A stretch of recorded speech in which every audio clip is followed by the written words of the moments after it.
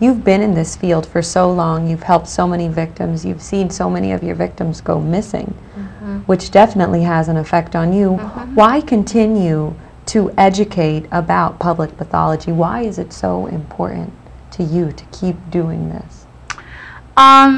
Because psychopathy is our #1 public health risk.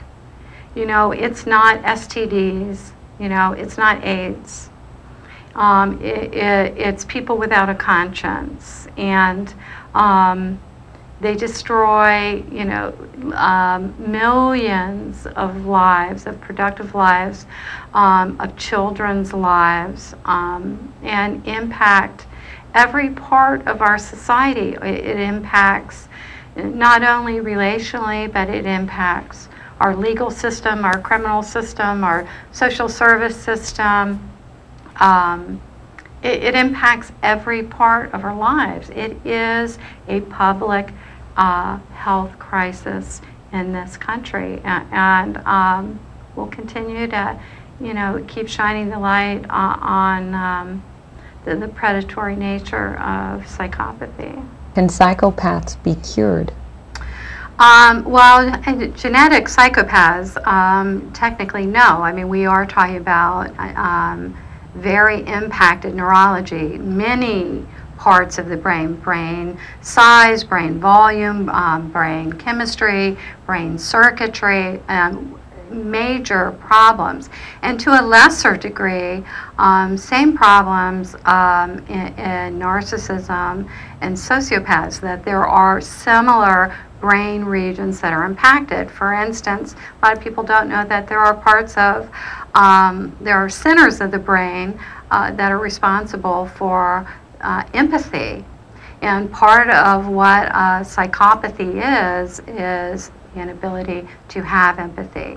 And that is a brain region, and it happens to be one of the brain regions that is impacted in narcissism, and with sociopaths, with psychopaths.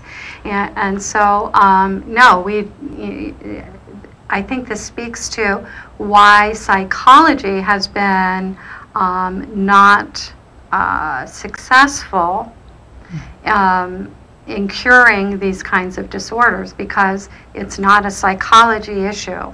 It is really a neurology issue. And so can they be cured? No, not at this time.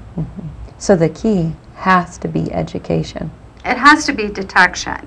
That our ability to detect pathology in other people, and until the last few years, when there's been a focus on narcissism and psychopathy, there has been no public pathology education in this country.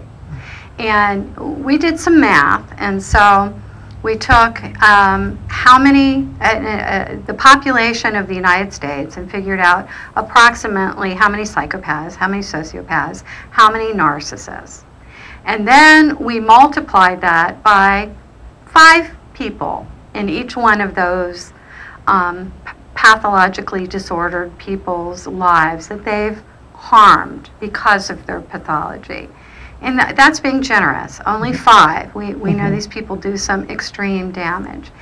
And we came up with 60 million people in the United States being harmed by someone else's pathology. And I mean seriously harmed. And if that was a medical disorder, if that was, you know, a new type of cancer or depression or whatever, 60 million people, there would be a national billboard campaign, there would be a celebrity spokesperson, there would be money, you know, towards funding and research. And yet, what a psychiatrist I know said, you know, psychopathy is the #1 public health crisis in this country because of how many people and children that it impacts, and how many societal systems that those harmed people are then funneled through. Dr. Kent Keel, who is one of the neuroscientists scientists that have been doing the neuroimaging of the psychopath's brain, says that psychopathy costs $40 billion a year, and that it costs 10 times more than what depression costs. And yet we have no public pathology education campaign to teach people how to spot them. 1 in 25 people have psychopathy. They're one of the #1 public health crisis problems in our public health in our country, and yet almost no help for people to learn to identify it, until it's too late. And that's just so alarming, those Yes. numbers that you just announced, so alarming. Sandra, you're doing a great job, though, trying to educate people about pathology. How many women women and men, have you directly helped? Well, I've been in the field for 25 years, so thousands, by now, and our impact with public pathology education, through media, TV, radio, print, our books, whatever, website, millions. But we're just, an agency, trying to be the voice for other people, but this is a campaign that needs to be picked up on the public health level. The number of victims that you've worked with is very large. How are these people so misreading someone's pathology? Well, everybody misreads pathology. If we've not been educated, there's no public pathology education. How would anyone ever learn what pathology looks like? And one of the telltale signs in pathology is the charming, glib, and way they hide, and that they hide well. I mean, this is part of the problem. Dr. Robert Hare, who is the world's leading expert on psychopathy, calls it a disorder of social hiding, that they hide well, and that is part of the characteristic that psychopaths, are amongst us in our daily lives. We're not talking about people that are merely in the criminal population. These are white-collar executives that walk in, every field, and that part of the way that they continue on is because they remain largely undetected, because part of their skill set is their ability to hide well. So, if we have a country that doesn't teach pathology education, there is, and by nature their disorder, they hide well, then it becomes a problem that none of us know how to spot them. And one of the things I appreciate about Dr. Hare is that he often tells on himself. He will say how many times he's been fooled by a psychopath. Now, here's the world's leading expert on psychopaths. He worked, I'm not sure if he's still there, but he worked for the Canadian prison system. And so he would, pull in to the prison system, and you would think he'd be sitting out in the parking lot getting his game head on. Okay, he's getting ready to go in on the psychopathic unit, that he would be thinking, okay, if their lips are moving, they're lying. Let me get my game head on. And yet he talks about, he has their file, seeing all the stuff they've been convicted of.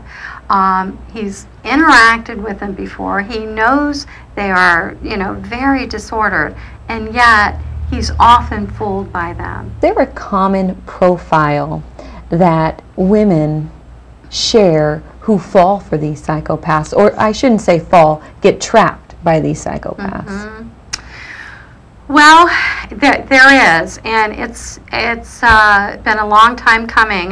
25 years of working in this field, I kept seeing the same type of person over and over again, and it didn't make any sense to me.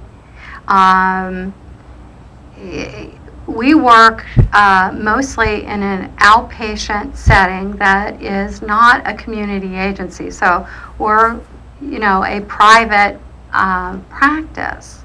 And so people that were coming in were not necessarily people from shelters or things like that. And our average client had a bachelor's degree or higher, and were professional women, doctors, attorneys, every walk of life. Super professional, and yet, and in their jobs did such a great job. And then there's this subsector, this thing going on in their relationships in which they might be super astute in their career, and in the interpersonal part of that, they were drawn into a relationship with a psychopath. And so when you look at that on the surface, you think, how can that be? How can there be a teacher, a therapist, a doctor, an attorney, on one hand, that is so proficient and skilled, and on the other hand, end up in a relationship with such profound pathology?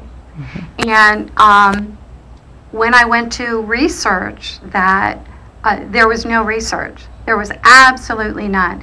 There was all this research on women, for instance, in domestic violence. Sort of the profile of that did not fit the profile of the women that we were seeing.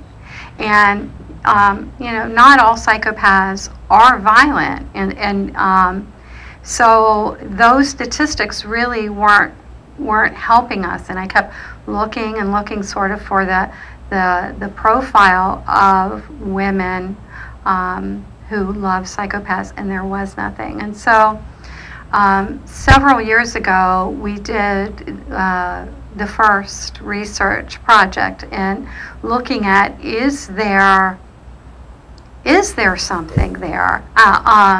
Given the nature of psychopaths, sociopaths, narcissists, what they do is not random.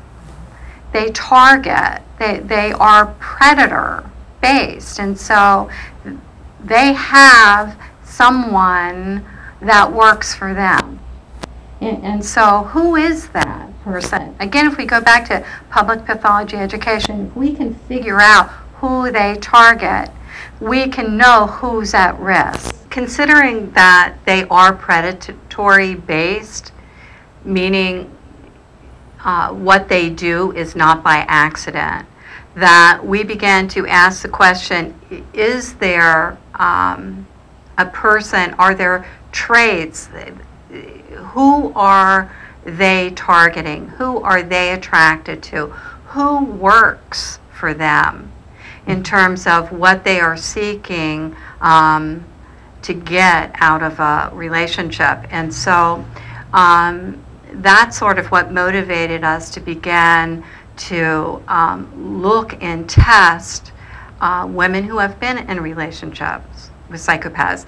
And it's kind of, it's a hard thing to do, because you don't ever want to imply that a victim has done anything that has warranted that. And that is not what we are saying. We are looking at a predator and working backwards, trying to figure out if we can identify the traits that they are interested in, we will know where prevention education needs to go. We'll know who they are hunting and who they are targeting. I mean, they do the same thing in criminal profiling. If a serial killer has, killed someone, they begin looking at putting together a profile and the traits of the person that they targeted to know who they're going to target again. Why not now?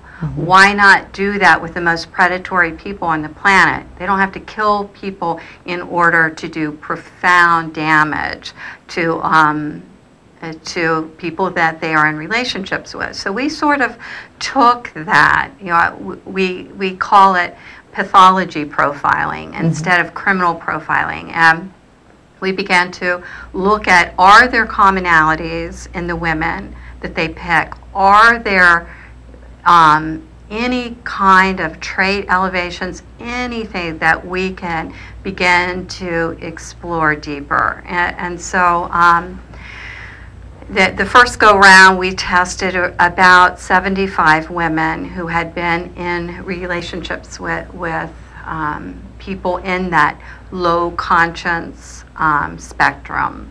And what we found were trait elevations, that there were personality traits that were sort of off the Richter scale. If you were going to look at them on a bell curve, I mean, there was no bell curve. It looked like the Rocky Mountains coming off the end of the graph paper. I remember sending it to the creator of the instrument, you know, and he said, "Holy cow, that's not what I expected to see." And so what we found were elevations in traits like hyper empathy, really high levels of empathy, high levels of tolerance, very high in what we call relationship investment, meaning that they are highly emotionally invested in their relationships. They're not, you know, casual kinds of relationship. High levels of cooperation, trust, loyalty. Trust being what we call blind trust. That they may not know that person from Adam, and or may have known them a brief amount of time, and yet put all their eggs, if you will, in someone's basket without necessarily proof of you know, that person is trustworthy. Same thing with loyalty. We call it insane loyalty, in which even when there's violations that happen as the relationship progresses, they don't tend to respond to loyalty violations the way that people who don't have these trait elevations.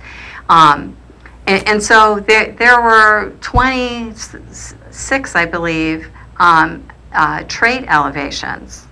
And so when you take that as a snapshot, you begin to look at someone that has high empathy, high tolerance, high relationship, high trust, high, you know, this is like a cocktail of personality for inevitable harm. And then you take, you know, a low conscienced partner who looks for people who has these kinds of traits, and you have these relationships of inevitable harm. And so that was our first go round, and looking at utilizing this one instrument to see.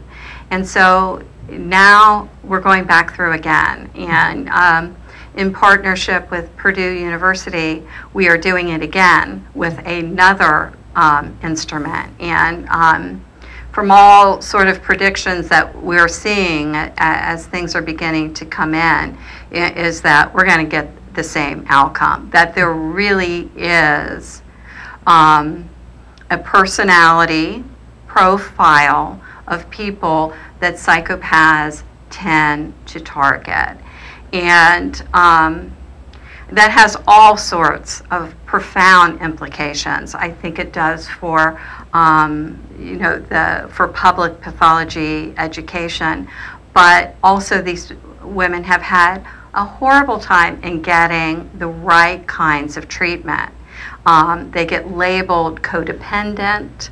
and codependency kinds of approaches that therapists have unknowingly, used with them, have produced almost nothing in their own, recovery and treatment. And so the ability to sculpt a specific kind of treatment for them based on these trait elevations, not only for what they've already been through for a psychopath, but these people are at really high risk of repeating because they are who a psychopath wants, not just now, but a psychopathic boss, a psychopathic, it could be in friendships or what have you, that these people carry their temperament traits with them, and they are the ones, at most risk of being targeted again.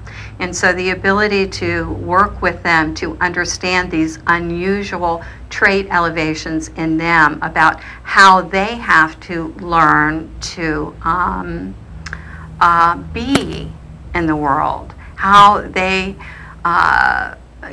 given so much empathy, tolerance, blind trust, insane loyalty, that how are they going to learn to protect themselves in the future? Because they will always be a target. I mean, if there's, if you're at a cocktail party and there's a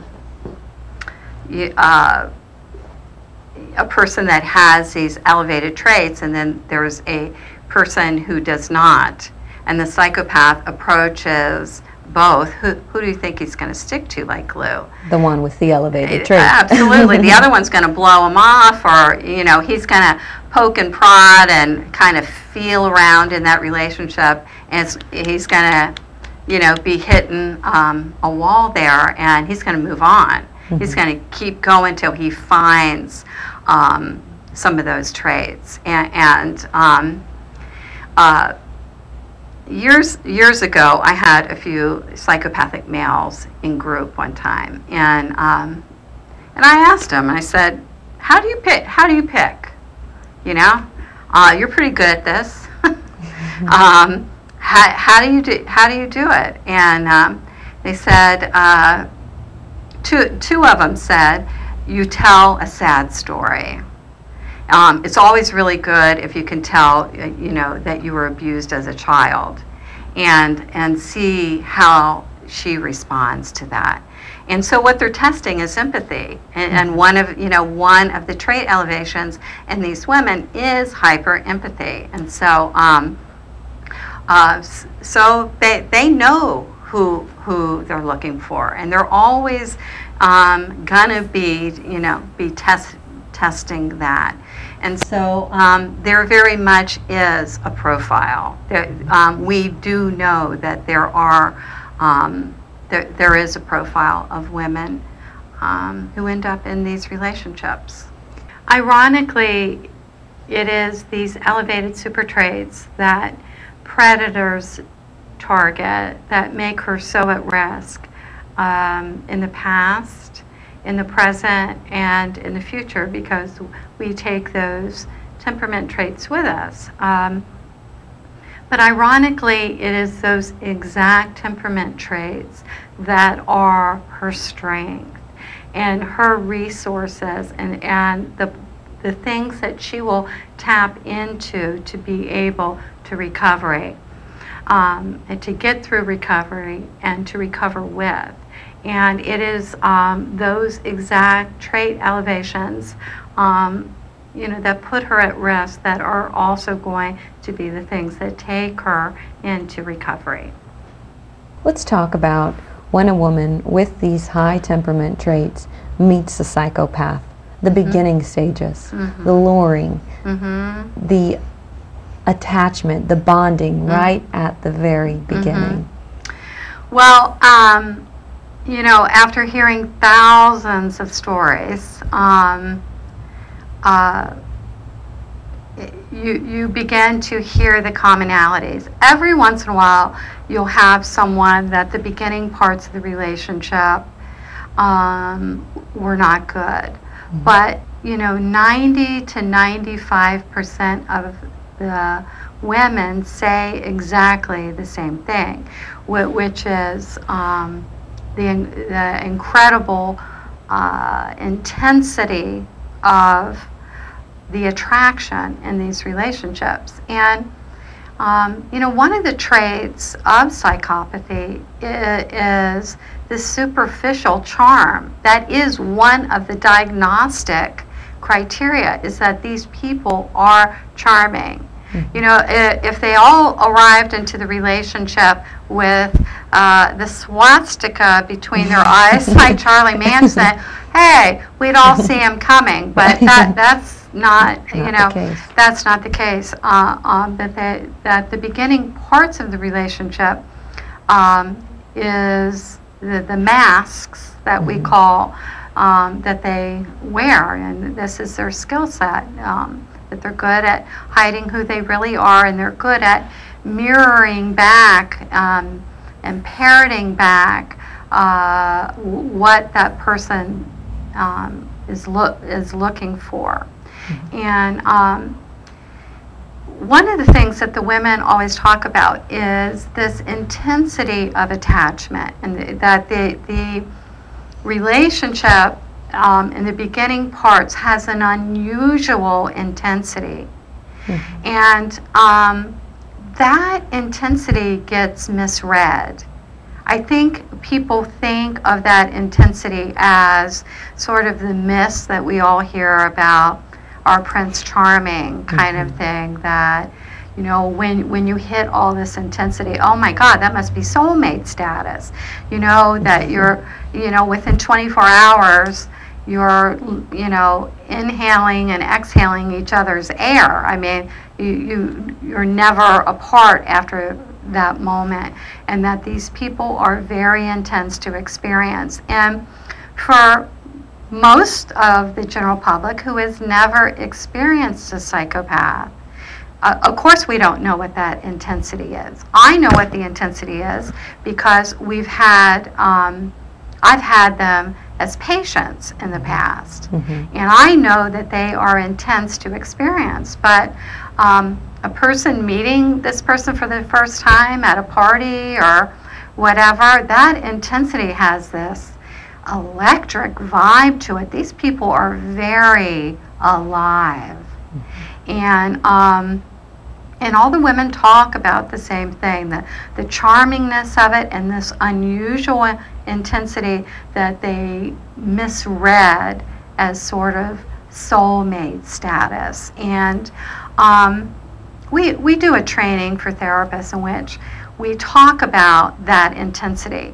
And that intensity is often a characteristic of the disorder. But when you have no idea that this person is disordered, you're going to read that intensity however it is that you read it. You just think it's this really cool, sensual vibe thing that's happening between the two of you, and you don't really know.